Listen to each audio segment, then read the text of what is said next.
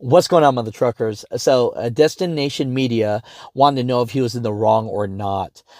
He actually wrote to CDL Life and he said, I was driving up Highway 1 eastbound just past 232nd in the middle lane, and the semi driver in front of me signals to the right and gets into the far right lane.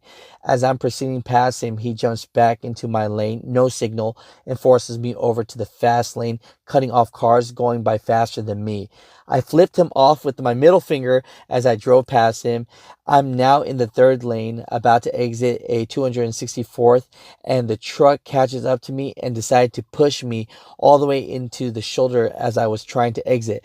I jumped back onto the highway to get his plates and numbers on the truck. I caught up to him near Mount Lehman and got in front of him to take the next exit. This is where he started tailgating me and when it let me back on, and I had my 2-year-old son in the car sleeping as all this was happening. He then decides to run me off the road a second time. This time was much worse as I almost hit the cement barrier. This is deliberately done to cause harm. I called the police, but they wouldn't send a police car to pull him over because they had something more important to do. He says, I guess there was a shooting or some such.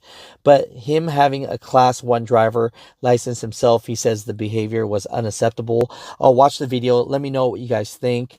But again, the road rage is crazy, but I reached out to Destination Media and he allowed me to put this video clip up. But let me know what you guys think about this and if he was in the wrong.